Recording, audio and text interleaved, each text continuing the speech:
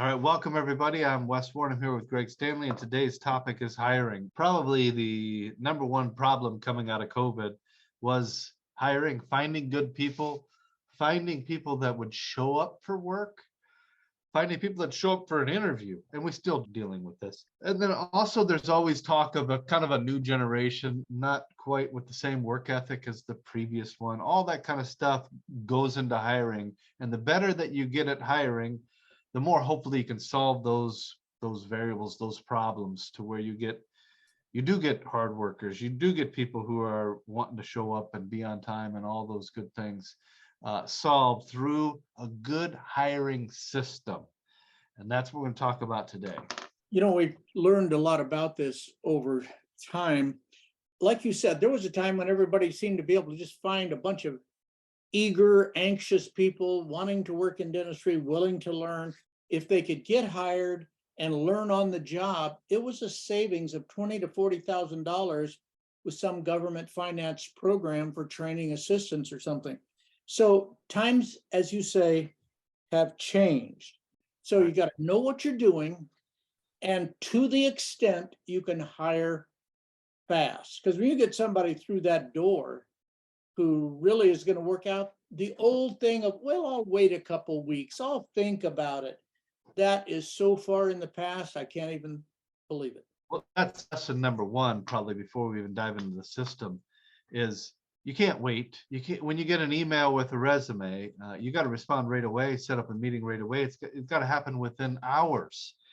This whole idea of waiting a day, waiting 2 days, then responding, and then it takes 2 or 3 days to get their schedule lined up with your schedule, and it's a week, and you're not gonna be able to hire people that way. You're gonna always be behind. Good people tend to have some kind of reputation, and when they're up looking for a new job, they start getting offers without even really applying, just from people that they know. And when they find out that they're looking, all of a sudden they want their doctors to call them, is what happens. So Yes, it's in one state, we had two Whitehall offices somewhat close to each other. And the one would keep passing up people that ended up being the greatest employees we've ever seen in this other office.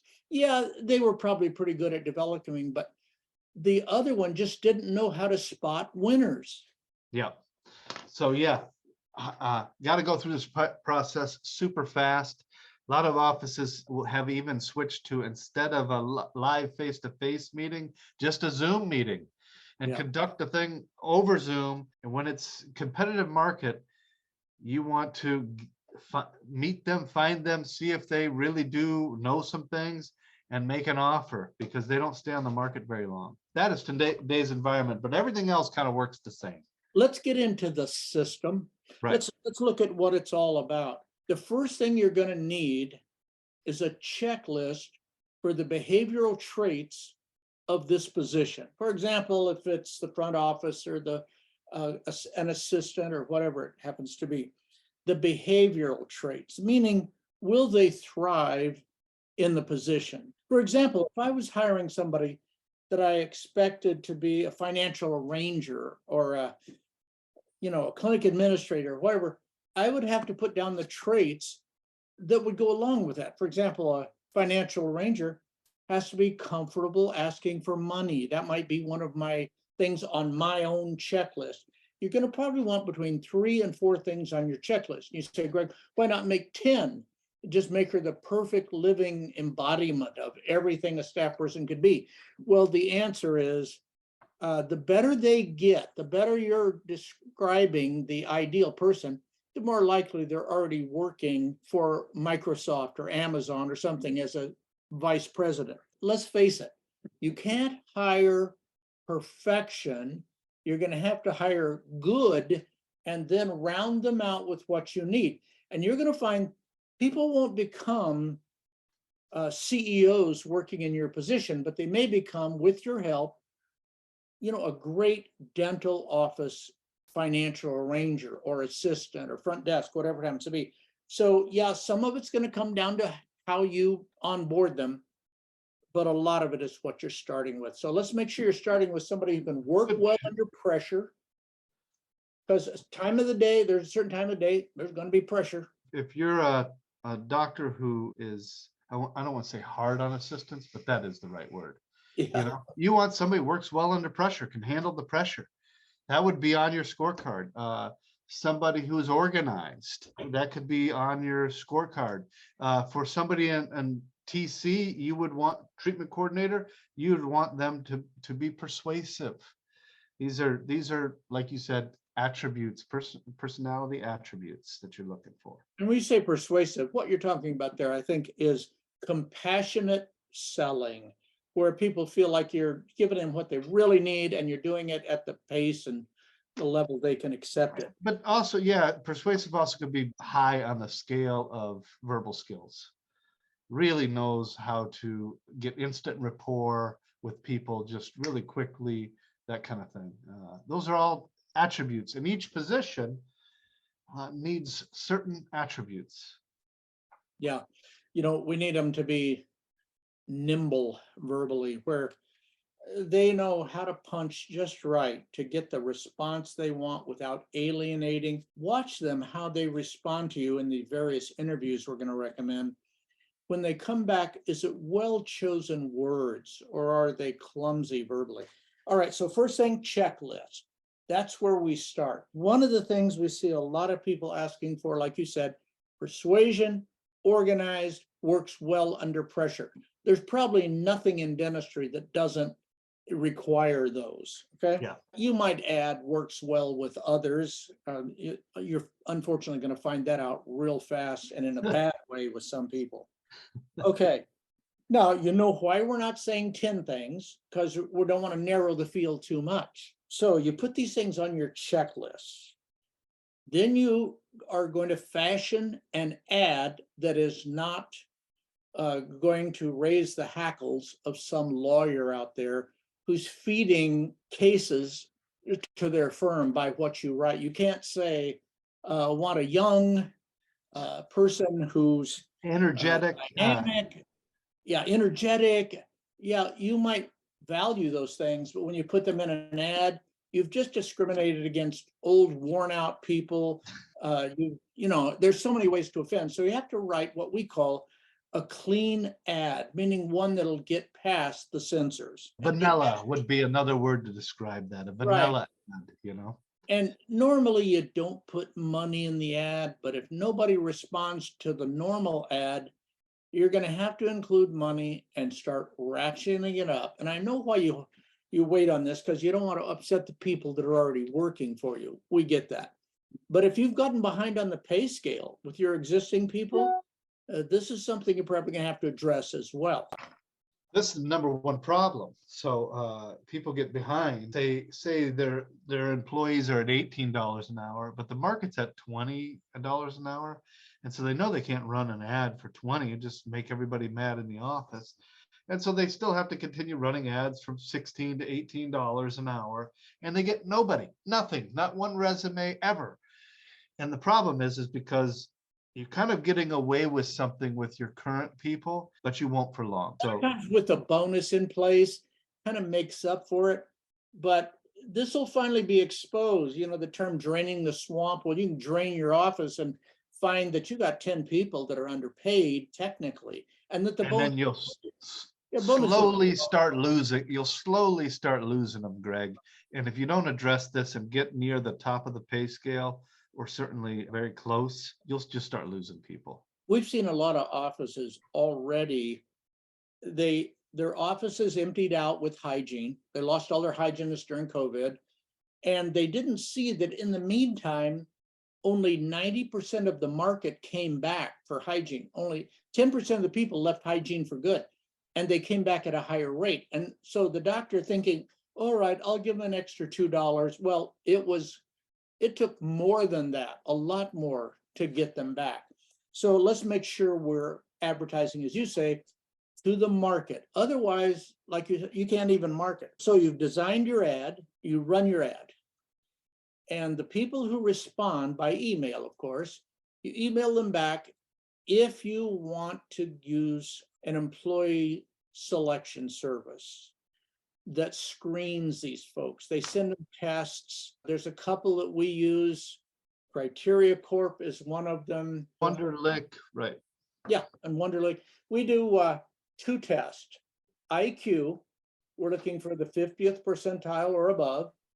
And the other is assertiveness. We want them to be mildly assertive. If they're really assertive, they're a person who would probably throw a fish back into the water if they were fishing because the fish jumped into the boat. They want to fight on their hands. They like that. Typically, yeah, you don't want any of the extremes. Yeah. Right. So mildly assertive and at least an average IQ. Right. Because at the end of the day, there's a lot to do in dentistry. It eventually becomes repetitive. If you get overwhelmed with responses, you run an ad for trained dental people and you don't get responses. So you go ahead and ratchet it down and say, dental office will train, and you get overwhelmed. Then you can send out what we call special instructions, where you say, send me 2 paragraphs of why you want to work in dentistry or why it appeals to you or whatever. And whatever you ask for, you'll find only 20% of the people will respond. The other 80% you can just leave behind. So special instructions are our way of sorting an overwhelming number of responses. Right. And obviously, Greg, as you know, right now we're not able to do that. Right, but it's worth noting. It's worth noting because we'll get back there again. And if you want to do these tests, what we do is we have them do it in the office. So, and when you come in and you interview, you sit them down in front of a computer, have them take a Wonderlic test, and then maybe have them write out a little essay on why they want to work for the office. So if you really want to see that stuff, you can still do it. You can do it in the office. Right. Excellent. Okay, so now we're ready. If we like the test they took, we like the response to our email, we like their resume, we send back an email asking for a phone interview. And like you said, Zoom would be great if you can do that. So we do an interview and we're going to ask them some questions, 4 to be exact. Let's cover those questions. Number 1, what are your career goals? And if they say, I want to be a trapeze artist, they probably don't belong in the dental field, or they're not going to be in it long, okay? Or I want to run a dry cleaner, I want to run a restaurant. Well, that's not who we're looking for. We want somebody that wants to work in dentistry. Now, if they come back and say, I want to manage a dental office, and you weren't advertising for management, probably not a good fit. Well, we have a lot of people will, want to go back to hygiene school, and they might say, I'm thinking about going back to hygiene school one day. It's still in dentistry, but again, it's not a right fit. You're looking for people that the job that's offered, that's what they want to do. And as you know, people are easily distracted and do not perform well as soon as it's not something they want to be doing with their life. This has got to be what they want. And so when you're looking for career goals, that's what you got to figure out. Is this who they want to be? And this is where they see themselves 10 years from now. The next question we're going to ask, that would be number 2, is at their past 4 places of employment or 3, whatever it happens to be, you can ask, what do you think people thought you did well? What do you think you did well? And this is where you want an eye to your scorecard. You don't have to bring it up, but you're watching your own card. They say, well, I worked well with others, or I worked well under pressure. I was organized. Those are the kind of things you would take note of. Your job still is just to draw out of them what they did well or thought they did well. Your notes are made to yourself. You're not sharing this with them. To your checklist. And most people will be forthcoming with this information. You would then respond with, at your last 3 or 4 places of employment, what do you think you struggled with? What are 1 or 2 things you had trouble with? And some people will try to glorify themselves and say, oh, I just worked too fast, or I worked so much better than everybody else, I wasn't liked. No, what did you actually struggle with? And they say, well, I didn't work well with others. I couldn't get my job done on time. I was always late, or whatever. There's a saying we have at Whitehall, people will do in the future what they've done in the past most of the time. And so it's really a look into what you're going to experience with this person. For example, if they say everybody they worked with were stupid, vicious, etc., they'll probably identify the same way at your office. So you want to keep that in mind. And question number 4, how would your last 3 employers rate your overall effectiveness on a scale of 1 to 10? 1 being poor, 10 being perfect. Studies show anything at 6 or below in normal times is probably a deal breaker. 7 or above is what you would be looking for. Some things you want to add to those steps, to those questions as you go through them. So when you say, how did, what were you good at? And they kind of list up their thing. You want to definitely follow up with, when I talk to your last doctor, Dr. Smith, what would he say you're good at? And go through it and actually have them decide what their doctor, their previous employers would say they're good at, and make sure that you use the doctors by name as if you're going to call them and say, when I call and talk to Dr. Smith, what would he say here? What would he say you're good at? And then again, when you go through what you're not good at, this is what becomes real revealing, is when I talk to Dr. Smith, what's he going to say you're not good at? And then that's when they're going to start saying, well, he's an idiot. He actually is a moron. And this is where you start hearing the things that, Greg, that you were talking about, where eventually you'll be the moron. Past repeats itself, and one day you'll be the moron that they're referring to. Definitely use those twists to get them to start to open up and really reveal their past performance. Just a thought too. Some of us listening to this are small offices. Some people, there's 3 or 4 staff, 5 or 6, even 10, and they think, I don't have to follow the rules. I'm in no danger because we're just a little mom and pop shop. And by the way, we all wear a cross. We're all Christians here. It's a Christian practice. And so we look for people that are wearing the cross or whatever. And you say something, you initiate something that says we're a religious practice.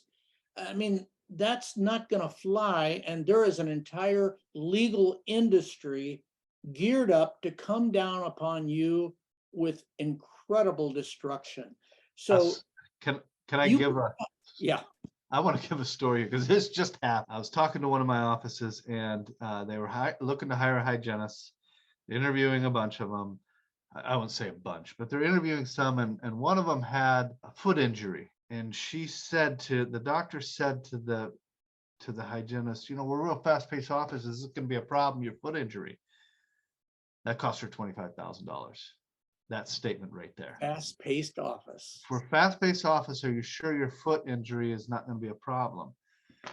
And, it seems like a fair question. Is this you're going to have to move around here a lot. Is that foot going to be a problem? Bingo, dead. Just 25 grand. They go to their lawyer, explain the circumstances, and the lawyer says, write a check. It's the cheapest thing you'll ever do. Right. And that's, so 25 grand, boom. Yeah, so be very careful.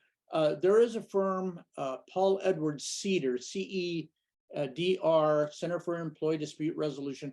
They've got all kind of advice. It's worth getting their input if you suspect anything like this is in the making. So be very careful, even though you're a small office. People with 70 or 80 employees that we have that have 2 or 3 offices, they've already been through the ringer. They know not to go there. All right, now it all leads up to the live interview. I haven't personally seen anybody hired over Zoom. Maybe you have. I have, yeah. You have, okay. But so often we want to actually have them come in, kind of get their energy. Well, when they come in, a lot of times there's mistakes that are made. One is in the live interview, telegraphing the punches. When you get up and say, when you bring them in and say, here's what we're looking for, well, I promise you that person is going to parrot that back to you as what they're looking for. I want a person who can do this. That's what they're good at all of a sudden. Also, if you describe your practice in detail, you can unwittingly give them little cribs, as far as how to kind of feed it back to you so that, oh, I'm looking for sedation practice too. I've always wanted to get into sedation. Oh, you do implants and yep. So you really want to make sure you don't telegraph anything about yourself and what you're looking for in an individual. Another big mistake is turning them over to your staff unsupervised, meaning, okay, thank you for the interview. Now let me just have you meet some of the people here. And they come in and say, where do you go to church? Or they come in and say, something, do you plan to have children? In other words, they just say all the wrong things. Don't turn them loose with anybody that's not pre-screened, trained, checked off. We even have a 25-question checklist that you can have your staff go through before they interview anybody, so they know there's these places you just can't go in the Well, like interview. driving distance, you can't go there. Yeah. You can't discriminate against somebody on driving distance. If they can make it to the door, that's not your problem, This is all little things, but they get you in trouble. Yeah.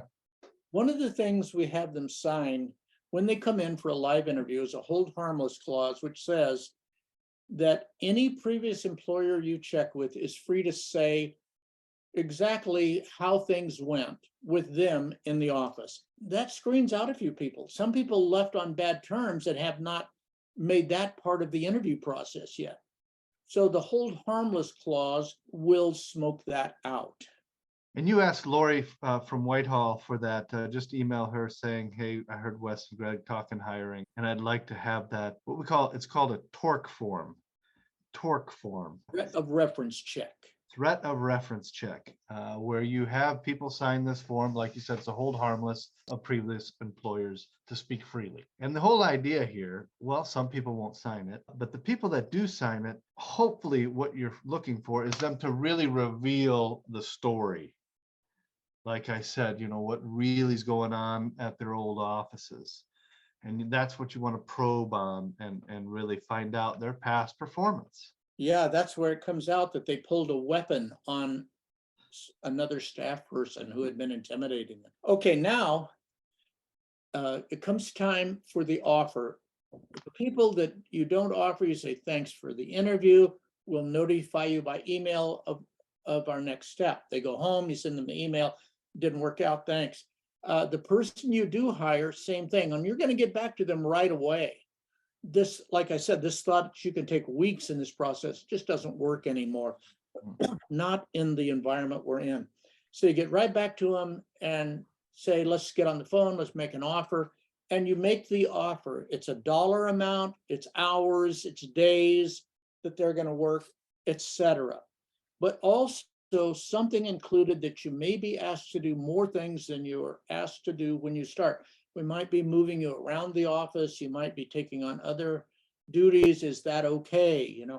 Okay. And so you make the offer, they accept the offer, you get a start date. You typically give them 24 hours, and with associates, same process really, by and large, you give them a week. Right. The offer stands for 24 hours for a staff person, or for 7 days, 5 working days for a prospective associate. Right. And by the way, typically the person you've made the offer to, and you are free to do this even after they come in and start work at the office, is to actually check their references. Usually they start, and we check references when they're on the premises. We're calling people, how did it go with them? And you'll find that people who say name, rank, and serial number, I can't say anything about how they worked, that's a bad sign. And if you don't like that position, you better check references before they start, so right. They never do start. And if people had a good experience with the employee, they're typically over the top with their praise for this person. And it's a very good omen to how things are going to go with you in the future. In the live interview, finding out their past performance is centered around your checklist. So you're going to say something like, can you give me 3 examples of how you showed poise under pressure in Dr. Smith's office?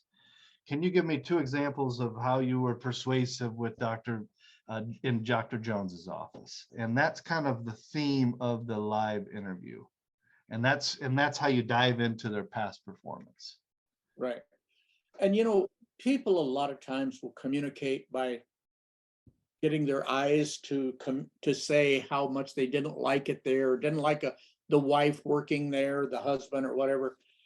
So take all this into consideration as you go forth with questions. You might say, tell me more about that. Now, we said 4 questions. What's your life goal, or your career goal? What'd you do well? What'd you do poorly? What did past employers think of you? When you do that, you can ask questions within the question, like, tell me more about that. But that's really the questions that you can ask. 4 questions, no more. Yeah, if you get caught asking more over the phone, you get in trouble, because people can say that, oh, when he kind of heard that I was of this faith, he shut the interview down and he asked everybody else these 4 questions, but I only got to question 2. Right. You can get busted for that. So it's kind of like having one arm tied behind your back. They oftentimes, the person you're talking to is withholding information and you're trying to get to it. You're trying to get to that information. So we've learned the things we can ask, stay in the legal boundaries, and make the best interpretation we possibly can. And by the way, if somebody stumbles into your office, they look disheveled, they're homeless, they've got a grocery cart full of trash parked in your waiting room, you still have to give them an application and let them apply for the job. And if they have an email, we're going to thank them for applying and tell them whatever we're going to tell them. So learn this process and how to go through it quickly and how to choose quickly. The offices that are just absolutely hitting it out of the park are hiring great people, and they're doing it really fast. And that's kind of the things that, like you said, Greg, the things that are working for people is hiring really fast, go through this process really fast, but also really understanding your marketplace. You need to be near the top of the pay scale. And if you're unable to pay that amount, you have to go back into your practice and make sure that you're developing out cases that your practice is poised to actually pay those salaries. So I realize a lot of practices might not be capable of wanting to give everybody a $2 an hour raise. You have to go back and figure out how to do that. And that could mean bumping your fees a little bit, dumping one insurance, could be being more effective with treatment coordination. It could be a multitude of things, or all things at once, but you got to figure that out so that you can hire. And so you can raise your pay scale and just be near the top. So what you're trying to do is hire great prospects and turn them into great employees as the days go on. That's about it, Wes. Yeah, so thanks for listening, and we'll see you next time.